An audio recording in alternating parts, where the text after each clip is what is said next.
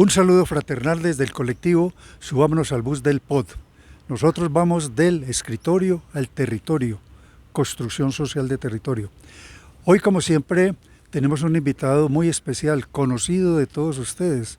En la ciudad, un personaje completamente también, no solamente reconocido, sino respetado por no solamente por sus estudios, sino por sus conocimientos y los aportes que le ha hecho a la misma ciudad.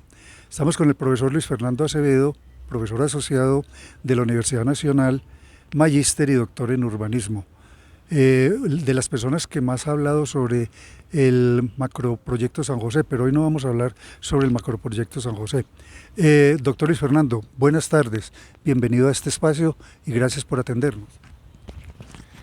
Humberto, muchas gracias por la invitación. He estado mirando tus podcasts, me han parecido muy interesantes, así que aquí estamos para resolver tus inquietudes. Ok, muchas gracias.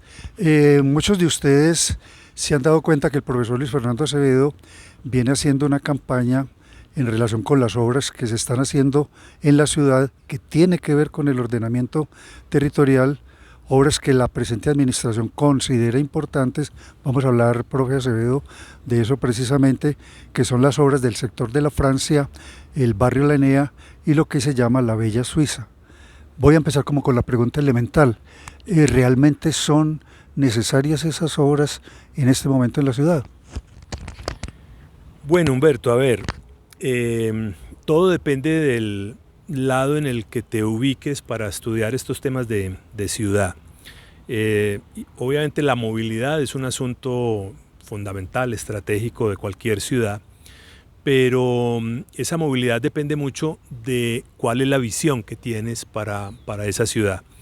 Lo que hemos estado criticando fundamentalmente es que esta visión, en Manizales particularmente, es una visión orientada hacia el vehículo privado, cuando en realidad ya la ciudad cuenta con otros modos de movilidad, de transporte, e incluso ha venido cambiando drásticamente y de manera negativa las tendencias de movilidad en la ciudad. Recuerdo que hace menos de 3 décadas las estadísticas nos decían que la mayoría de los manizaleños y manizaleñas, más o menos un 30%, que ya es bastante en una ciudad, se movía a pie. Y eso es un asunto para cultivar realmente en cualquier ciudad y en esta etapa más contemporánea. Eso lo hemos venido perdiendo. Hoy estamos en menos del 15% de movilidad peatonal. Y en cambio la movilidad en vehículo privado, tanto de carros como de motos, pues ha ido creciendo.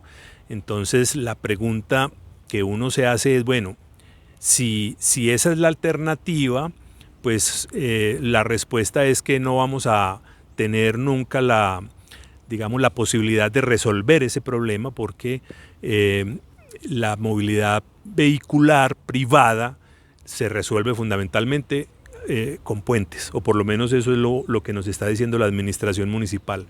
Y estamos llenando la ciudad de puentes. Yo he dicho y escribí una columna hace algunos años en La Patria, que Manizales era la ciudad puente. Y resulta que cada puente que hagamos implica un conflicto de movilidad más adelante. Entonces es una dinámica perversa dentro de la ciudad que no resuelve ningún problema y en cambio deteriora el paisaje, deteriora las condiciones de vida y la calidad de vida de la gente. Entonces, frente a esa pregunta particular, yo digo, probablemente se requieren esas inversiones, pero aquí desde esa perspectiva, ¿no? Desde la perspectiva de priorizar la movilidad, que yo no comparto, la movilidad vehicular, quiero decir. Pero adicionalmente lo que estamos diciendo muy claramente es que los instrumentos de financiación para eso son los equivocados. ¿Por qué? Porque solo el 17, si mal no recuerdo, % de la gente se mueve en vehículo privado. No, es un poco más, casi el 30% también, si mal no recuerdo. Y sin embargo, estamos gastando una cantidad de dinero público para resolver los intereses de una minoría que se mueve en la ciudad, pero que ocupa gran parte del espacio público. Esa es una primera anotación que queremos hacer, porque los impuestos por valorización por lo general se aplican para obras de interés general, ¿cierto? Para obras de interés privado, hoy en día en el ordenamiento territorial tenemos otras fuentes diferentes para financiarlas, ¿cierto? Ahí está la discusión fuerte sobre el asunto. Muy bien, profesor Acevedo, usted habla de otras fuentes de financiación y yo recuerdo, porque fue el colectivo Subámonos al Bus del POD, que desde el año 2012 ya planteaba en el Consejo que por qué no aplicamos la plusvalía en Manizales. Y 12 años después, 13 años después, seguimos sin plusvalía en Manizales, que es una de las formas de financiación de las obras que requiere la ciudad, cargas y beneficios. ¿Usted qué opina de eso? Bueno, yo diría que es una vergüenza. Es una vergüenza que la ciudad hoy en día no cuente con un acuerdo de plusvalías que puede ser aplicado, digamos, es un instrumento que permite justicia espacial si la aplicamos bien. ¿Qué significa esto? Hombre, Manizales tiene en este momento un crecimiento desbordado del sector inmobiliario, contrario a una tendencia decreciente en materia de población. Y esto lo que quiere decir es que hay un proceso de especulación, una sobreoferta probablemente, por lo menos que no tiene nada que ver con el crecimiento demográfico de la ciudad. Y resulta que Manizales no tiene los instrumentos que permitan que esos constructores, por un lado, paguen las obras propias del urbanismo que generan en sus proyectos inmobiliarios, y por otro lado le entreguen a la ciudad las cargas a las que porcentualmente tienen obligación de pagarle, para poder que la ciudad pueda invertir, digamos, esos recursos en vivienda de interés social, en construcción de espacio público, en temas de movilidad estratégica, en muchos otros aspectos. Entonces, pero ese solamente es uno de los múltiples instrumentos que podríamos tener. Y uno de los argumentos del alcalde, primero, es que no hay plata. De hecho está acudiendo a vigencias futuras para poder financiar este tipo de obras, cuando en realidad podríamos tener una batería de instrumentos muy diversa que nos permita tener siempre recursos en caja para poder financiar obras de interés social. Lo que está sucediendo, insisto, es que como en el caso de estas obras que estamos comentando, tanto en la Francia como en Bella Suiza y en el sector industrial cerca a la ENEA, esas son obras de interés privado, de interés particular. Son obras que estaban incorporadas, entre otras cosas, en los planes parciales, tanto de Bella Suiza como del sector de Morrogacho, deberían estarlo, y no se han incorporado.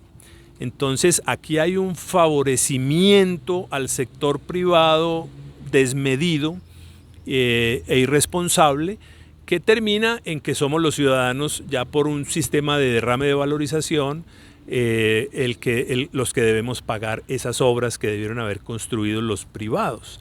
Eso no puede seguir sucediendo en la ciudad, y yo creo que entonces, bajo esa perspectiva, pues los ciudadanos también podemos ejercer, digamos, una cierta resistencia civil, diciendo pues no vamos a pagar las obras porque no hay instrumentos de financiación y gestión del desarrollo urbano, no se quieren aprobar, y por lo tanto no es la responsabilidad de los ciudadanos cumplir con esas obligaciones.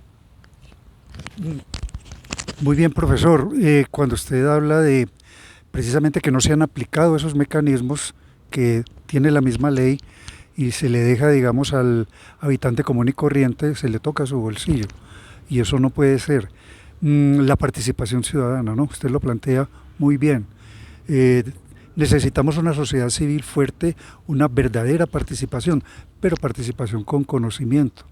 ¿Qué podemos hacer en ese sentido de que la ciudadanía se vaya empoderando más de su papel, para evitar precisamente que no sea la administración la que siempre va a la batuta de cómo se deben hacer las obras en la ciudad.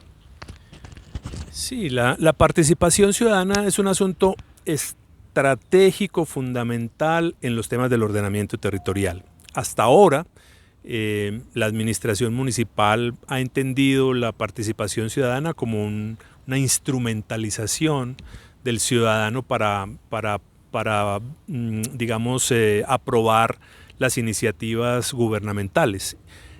Pero la administración municipal no está escuchando a la ciudadanía, y la ciudadanía tiene ideas, porque yo creo que en estos casi 30 años de ordenamiento territorial, la ciudadanía ya sabe la importancia que tiene el ordenamiento territorial para sus necesidades y para la planeación urbana en general.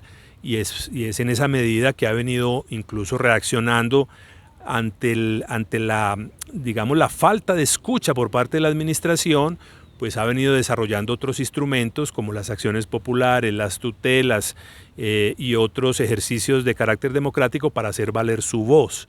Aún así, y pese a fallos judiciales que exigen a la administración municipal la participación ciudadana, esto no se está cumpliendo. Tampoco se ha cumplido en el caso de la valorización. Es que el alcalde cree que con solo informar a la ciudadanía que va a hacer unas obras, eso ya es suficiente.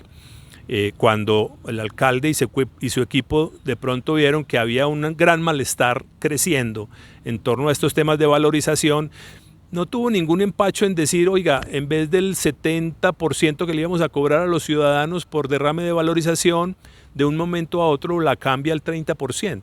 Y uno se pregunta qué tan estudiado está el tema y cómo es posible que un alcalde pueda entrar a hacer ese tipo de negociaciones tan extremas, digamos, si no es porque ya tiene un cálculo específico en ese sentido, porque al final, ¿qué nos está proponiendo? Que el 100% de la valorización la vamos a pagar nosotros, bien sea con los impuestos que ya pagamos por diferentes conceptos o por los recursos frescos que capture a través de la liquidación de una nueva factura.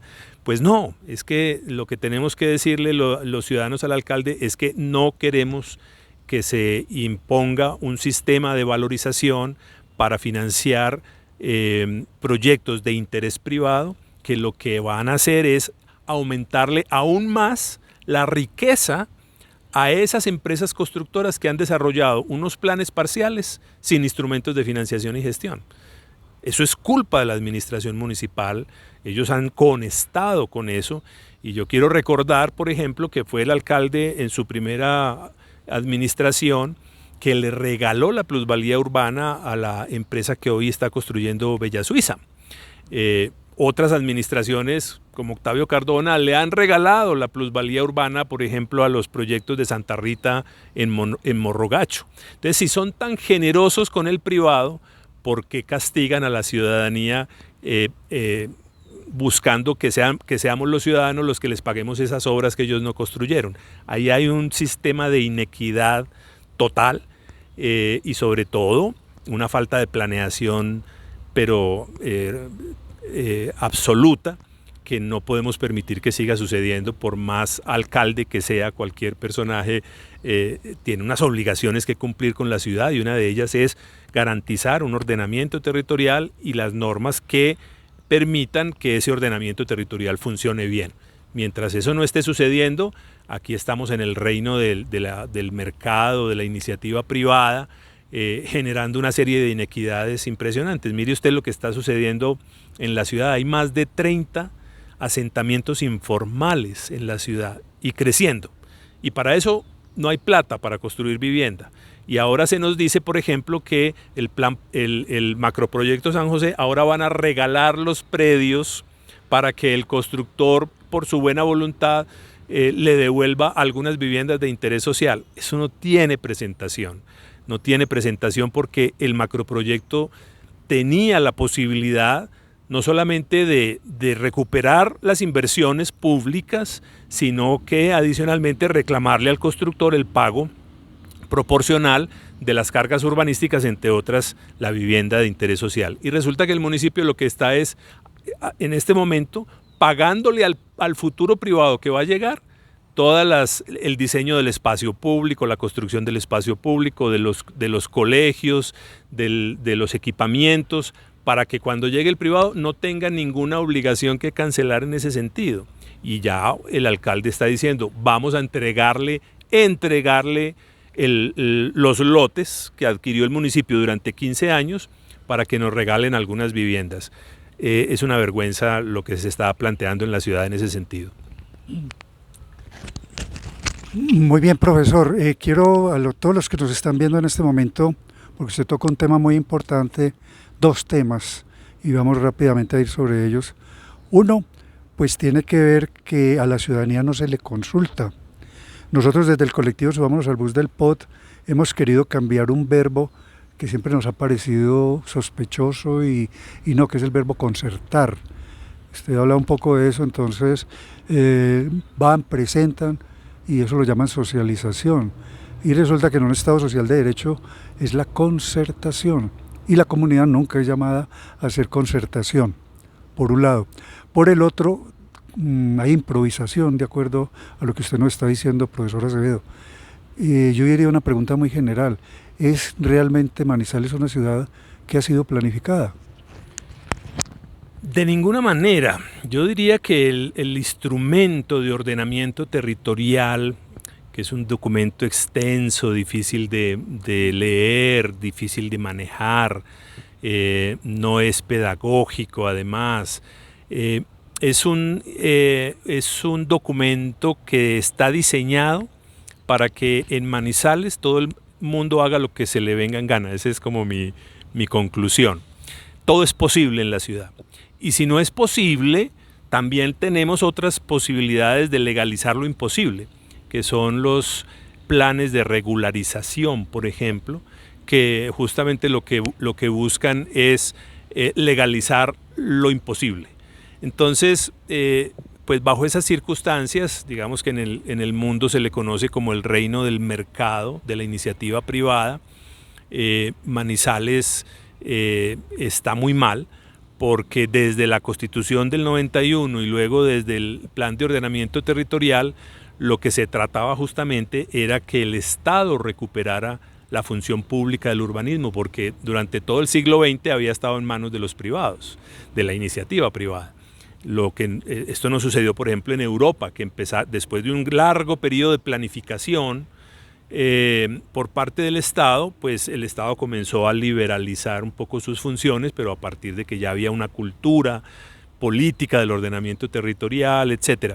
No, aquí resulta que tanto en el siglo XX como en el siglo XXI vivimos en el reino de la iniciativa privada, y eso hace que desafortunadamente nuestra ciudad presente innumerables conflictos por donde se le mire, en materia de movilidad, muchos en materia de espacio público, ni se diga en materia de vivienda, estamos en la sin salida, en materia del sector productivo y que puedan tener, digamos, unos espacios también apropiados, no hay nada al respecto, en fin. Y ahora tenemos otro conflicto que se ha abierto, nuevo, y ahí difiere un poco de una de tus entrevistadas, que es Patricia Rojas.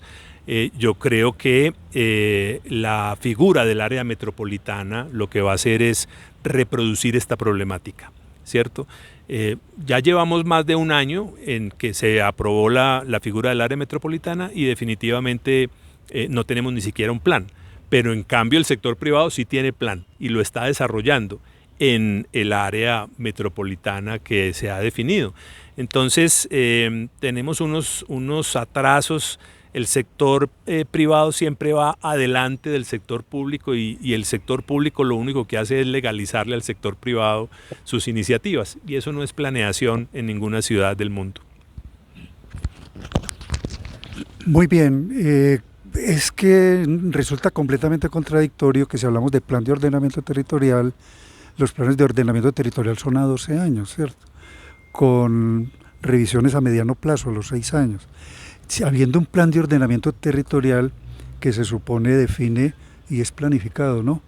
¿Por qué los alcaldes, que se deben adaptar a esa visión larga por lo menos, quieren hacer cada cual como el plan como ellos quieren hacerlo? Usted lo decía muy bien, sin ninguna visión muchas veces, sino como para dejar una huella de que pasaron por la alcaldía.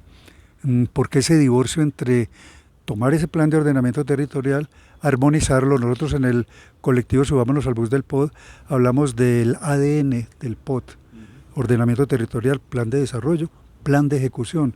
Son tres cuerdas que deben funcionar armónicamente. ¿Qué es lo que ha pasado aquí, profesor? Yo lo interpreto de la siguiente manera. Para un alcalde, desafortunadamente esto no tiene que ser así, lo que más le importa es su plan de desarrollo. Lo demás es poco importante. Y entonces eso ha hecho, desafortunadamente, que no encontremos el diálogo necesario entre plan de desarrollo y plan de ordenamiento territorial. ¿Por qué? Porque el plan de desarrollo es coyuntural, es a 4 años, el plan de ordenamiento territorial es a 12. Y los alcaldes no les interesa sumar en un proceso de planeación. Ellos casi siempre dicen, mi compromiso es lo que yo prometí en el plan de desarrollo. Por lo tanto, el ordenamiento del territorio en términos más generales poco les importa. Y este alcalde particularmente, yo diría que lo único que le interesa son su gobierno en la calle, que es una visión de ordenamiento del territorio a partir de las pequeñas acciones. Pero resulta que las pequeñas acciones, cuando uno las mira en términos de corto, mediano y largo plazo, no siempre resuelven los problemas. Muchas veces pueden incidir en aumentarlos. Por eso, porque necesitamos es una planeación que permita lograr que eso se constituya en obras, pero armonizadas integralmente dentro de la ciudad. Y desafortunadamente, pues eso no se está haciendo en Manizales. Los alcaldes no dialogan con el ordenamiento territorial, les parece que los amarra, les parece que les quita iniciativas y en esa medida copian un poco el discurso de los privados, de los desarrolladores inmobiliarios, cuando dicen, por ejemplo, que los planes parciales pues, son muy complicados para desarrollar. Y claro, es que es poder llevar la planeación a un nivel de ejecución al detalle, pero eso requiere tiempo, eso requiere esfuerzo, pero es lo que hay que hacer realmente para poder lograr que los planes parciales funcionen. Mire usted, ninguno de los planes parciales en Manizales funciona como plan parcial, funciona como una iniciativa de un empresario que quiere desarrollar un área de tales o cuales hectáreas.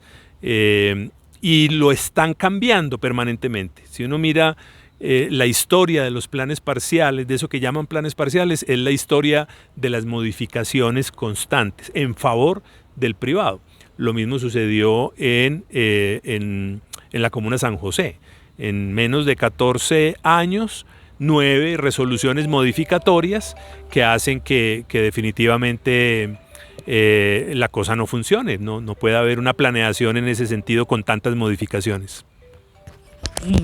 Muy bien, con el profesor Acevedo pues podríamos estar muchas más horas. Profesor Acevedo, creo que amerita otra pieza comunicativa, sobre todo para tocar un tema que es muy importante, que es movilidad y ordenamiento territorial y vivienda. Bueno, son muchos. Le agradezco pues infinitamente su participación, el aporte de los conocimientos útiles para toda la ciudadanía, para que la ciudadanía se informe y despierte también. ¿Algo más para agregar, profesor Acevedo? Bueno, no, agradecerte mucho la invitación. Yo sé que estos temas del ordenamiento territorial son complejos, cada vez la ciudadanía se está involucrando más.